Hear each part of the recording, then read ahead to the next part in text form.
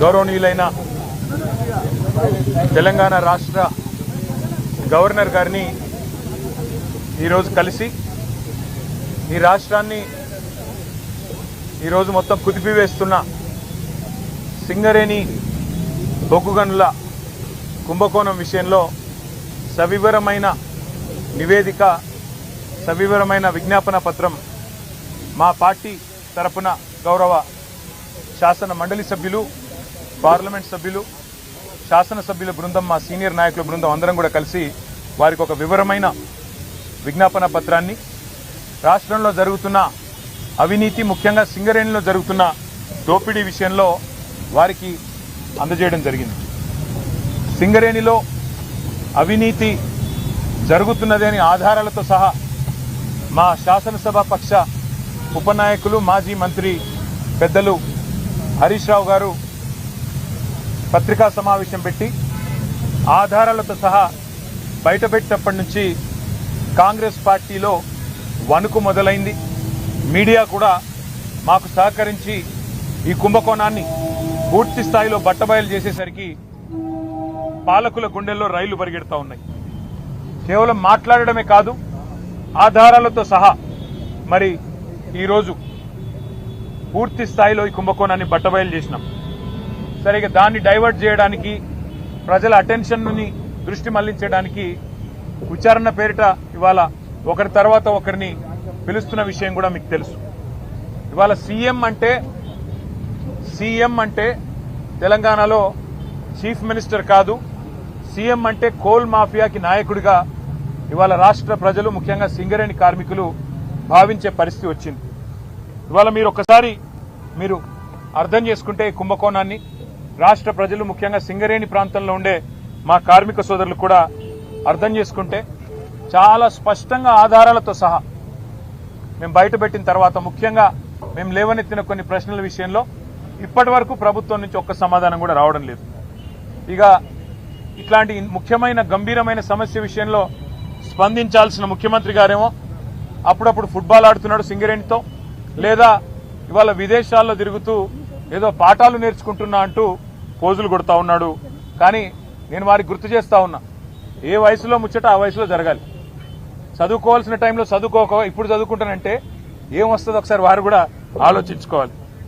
మీరు 10 కోట్ల రూపాయల సింగరేణి నిధులు, సింగరేణి సంస్థకు సంబంధించిన నిధులు దుర్వినియోగం చేసి మీరు ఫుట్బాల్ ఆటకి, ఈ రాష్ట్ర ప్రజలతో మీరు ఎలాగో ఫుట్బాల్ ఆడుతున్నారు, కానీ సింగరేణి సంస్థతో కూడా ఫుట్బాల్ ఆడుతూ 10 కోట్ల రూపాయలు దుర్వినియోగం చేసి ఈరోజు ఆ సంస్థకి తీరని అన్యాయం చేసింది ఇవాళ రేవంత్ రెడ్డి గారు. ఒక్క స్కామ్కి సంబంధించి ఇన్ని ఆధారాలు బయట పెడితే కూడా ఒక్క స్కామ్ సంబంధించి కూడా ఇప్పటి వరకు పాలకుల వైపు నుంచి సమాధానం లేదు. మేము అడిగాం, స్పష్టంగా చెప్పాం, మళ్ళీ అడుగుతా ఉన్నాం. ఓబీ టెండర్ల విషయంలో, ఓవర్ బర్డెన్ టెండర్ల విషయంలో గతంలో ఎన్నడూ లేని సైట్ విజిట్ సర్టిఫికేషన్, అంటే మీరు సైట్ మీదకి రావాలి, అక్కడికి వచ్చినట్టు సర్టిఫికేట్ తీసుకోవాలి అనే నిబంధన పారదర్శకతకు పాతర వేసి ఎందుకు పెట్టినారు, గతంలో ఎన్నడూ లేని విధంగా ఇది ఎందుకు పెట్టారంటే ఇంతవరకు సమాధానం లేదు.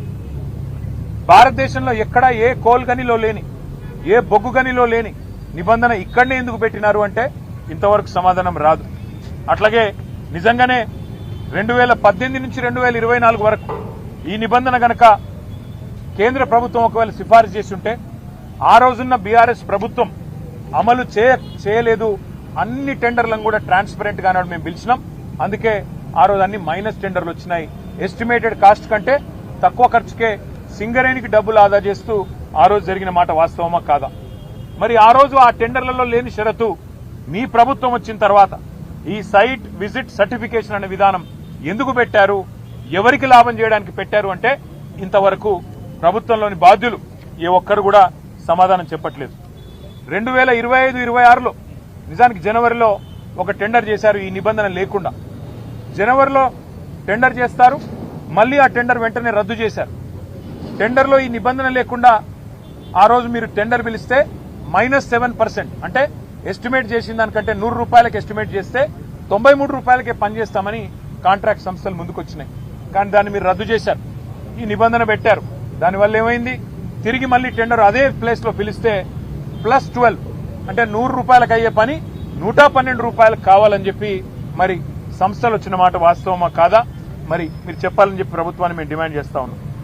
అట్లాగే మే 25 నుంచి మీరు ఎప్పుడైతే నిబంధన పెట్టారో ఈ రోజు వరకు గత 9 నెలల్లో ఎన్ని సంస్థలు ఇప్పటి వరకు ఎంతమంది కాంట్రాక్టర్లు సైట్ సందర్శించారు, మీకు ఎన్ని ఈమెయిల్స్ వచ్చినాయి, ఎన్ని లేఖలు వచ్చాయి, ఎన్ని సర్టిఫికెట్లు సింగరేణి సంస్థ జారీ చేసింది, మీరు ఒక వైట్ పేపర్ ఒక శ్వేతపత్రం ప్రచురించండి అని మేము డిమాండ్ చేస్తే ఇంతవరకు సమాధానం లేదు. కొంతమందికే సెలెక్టివ్ గా ఎందుకు ఇచ్చారు మీరు, కొంతమందికే సెలెక్టివ్ గా మీరు ఎందుకు మరి కొంతమంది కాంట్రాక్ట్ సంస్థలను ఎందుకు మీరు ఎత్తుకుంటున్నారు, మిగతా వాళ్ళని ఎందుకు పక్కన పెడుతున్నారు? ఇందులో రింగ్ మాస్టర్ సృజన్ రెడ్డి అనే వ్యక్తి ముఖ్యమంత్రి బావమరిది అవునా కాదా అని మేము అడిగితే ఇంతవరకు సమాధానం రాదు, ఇంతవరకు ఆయన విషయంలో స్పష్టత రాదు. అట్లాగే మేము అడిగాం శ్వేతపత్రం ప్రచురించండి, ఒక నైనీ టెండర్లే కాదు, నైనీ బొగ్గుగని టెండర్లే కాదు, మరి నైనీలో కూడా గతంలో 2021లో 2022లో 2 సార్లు మా ప్రభుత్వం ఉన్నప్పుడు కూడా టెండర్లు పిలిచాం. కానీ ఆ రోజు ఈ సైట్ విజిట్ సర్టిఫికెట్ అనే నిబంధన లేదు. మరి ఈ రోజు టీఆర్ఎస్ ప్రభుత్వంలో అవసరం లేనిది కాంగ్రెస్ ప్రభుత్వంలో ఈ నిబంధన ఎందుకు అవసరం వచ్చింది అని మేము అడిగితే ఇంతవరకు సమాధానం లేదు. అట్లాగే సోలార్ పవర్ స్కామ్ గురించి కూడా మేము బయటపెట్టాం. భారతదేశంలో ఎక్కడైనా మెగావాట్కు 2.5 నుంచి 3 కోట్లలో ఇవాళ సోలార్లో నిర్మాణం జరుగుతూ ఉన్నది. కానీ తెలంగాణలో మాత్రం సింగరేణి పిలిచిన సోలార్ టెండర్లలో మాత్రం 7 కోట్లట. 2.5-3 కోట్లలో అయ్యో పని దేశంలో మొత్తంలో ఒక్క తెలంగాణలో మాత్రమే 7 కోట్లు ఎందుకు అవుతున్నది, ఇది స్కామ్ కాదా సోలార్ పవర్ లో అని మేము నిలదీస్తే ఇంతవరకు సమాధానం లేదు. అట్లాగే ఎక్స్ప్లోజివ్స్ ఏవైతే గనుల్లో వాడతారో జిలెటిన్ స్టిక్స్ 30% అదనంగా రేటు పెంచారు, ఎందుకు పెంచారు అని మేము అడిగితే సమాధానం లేదు. చివరికి సింగరేణిలో ఒక director GV Reddy, director VK Srinivas ఈ ఇద్దరు కూడా ఇది 30% అదనం ఎందుకు పెడుతున్నారు, ఖర్చు ఇంత పెట్టాల్సిన అవసరం లేదు, జిలెటిన్ స్టిక్స్ మీద ఎక్స్ప్లోజివ్స్ మీద 30% ఎందుకు పెంచారు రేటు అని చెప్పి వాళ్ళు డైరెక్టర్లు నిలదీస్తే బోర్డులో వాళ్ళ మీద యాక్షన్ తీసుకున్నారు తప్ప కాంట్రాక్టర్లకు లాభం చేసే పనిలో మాత్రం కాంగ్రెస్ పార్టీ వెనుకకు తగ్గలేదు. ఇది వాస్తవమా కాదా అని మేము నిలదీస్తే ఆన్సర్ లేదు. అన్ని విషయాలు ఇవాళ గవర్నర్ గారి దృష్టికి సవివరంగా మరి పెద్ద ఎత్తున మేము తెచ్చాము.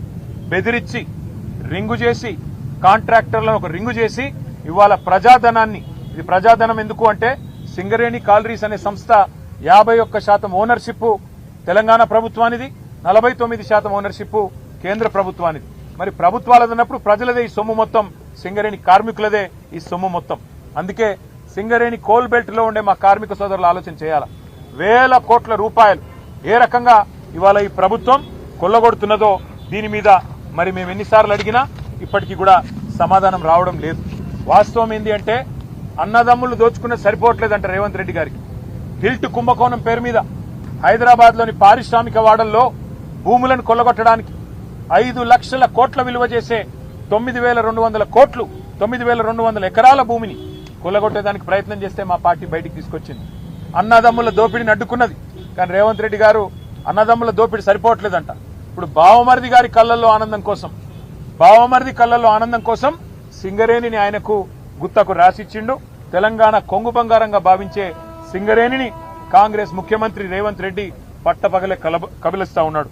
అందుకే మేము అడిగినాం ఇవాళ గౌరవ గవర్నర్ గారిని, సార్ మీరైనా ఇన్వాల్వ్ కండి, మీరు కిషన్ రెడ్డి గారికి ఆదేశం ఇవ్వండి, సిబిఐకి ఇస్తారా, సిట్టింగ్ జడ్జికి ఇస్తారా, మీ ఇష్టం, ఎవరికి ఇస్తారో ఇవ్వండి, కానీ ప్రజాధనాన్ని కొల్లగొట్టే ఈ దుర్మార్గపు వ్యవస్థని, ఇటు సోలార్ పవర్ లో కుంభకోణం, అటు సింగరేణి ఓబీ గనుల్లో కుంభకోణం, దీన్ని అడ్డుకోండి, దీన్ని వెంటనే నివారించండి, ప్రజా సొమ్మును కాపాడండి అని చెప్పి కార్మిక లోకం తరపున, సింగరేణి కార్మిక సోదరుల తరపున వారికి విజ్ఞప్తి చేశాం. అన్నిటికీ మించి మీరు ఒకటి గమనిస్తే ఇవాళ ఒకరిద్దరు కాదు, మొత్తం క్యాబినెటే వాటాలు పంచుకునే క్రమంలో ఒకరితో పోటీ పడుతూ ఒకరు స్కాములు చేస్తున్నట్టుగా కనబడుతున్న విషయాన్ని కూడా గవర్నర్ గారికి వివరంగా చెప్పాం. కొత్తగా తెచ్చిన కండిషన్లు, ఈ కండిషన్లు తమ అస్మదీయుల కోసం, తమకు కావలసిన వాళ్ల కోసం ఏ రకంగా పెట్టడం వల్ల ప్రజాధనం దుర్వినియోగమవుతున్నది, సింగరేణి పొట్ట కొడుతున్నది ఈ ప్రభుత్వం, ఇవన్నీ వివరంగా ఆధారాలతో సహా మేము ఇవ్వడానికి సిద్ధంగా ఉన్నాం.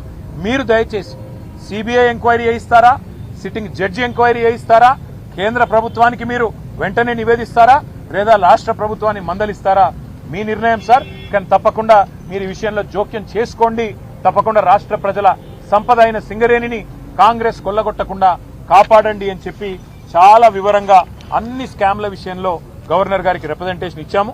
నేను పూర్తిగా అధ్యయనం చేస్తాను, తప్పకుండా న్యాయం చేసే ప్రయత్నం చేస్తాను అని గవర్నర్ గారు మాకు హామీ ఇచ్చారు. వారి మీద విశ్వాసంతో మేము ముందుకు పోతున్నాం. ఒకవేళ న్యాయం జరగకపోతే తప్పకుండా కార్మిక లోకం మొత్తాన్ని కదిలించి సింగరేణి కోల్ బెల్ట్ లో మా టీబీజీకేఎస్ ఆధ్వర్యంలో మా గౌరవ అధ్యక్షులు మా కొప్పుల ఈశ్వర్ మాజీ మంత్రి గారి ఆధ్వర్యంలో సింగరేణి ప్రాంతంలో జరుగుతున్న ప్రతి కుంభకోణం విషయంలో కార్మిక లోకం మొత్తాన్ని కూడా చైతన్యపరుస్తాం. తప్పకుండా ఈ అంశాన్ని వదిలిపెట్టమని చెప్పి మీ అందరికీ కూడా తెలియజేస్తూ పత్రికా మిత్రులు కూడా సహకరిస్తున్నందుకు, ఈ కుంభకోణాన్ని బయటికి తీసుకొస్తున్నందుకు పత్రికలకు కూడా టీవీలకు కూడా ధన్యవాదాలు తెలియజేస్తా ఉన్నాం. జై హింద్. థాంక్యూ.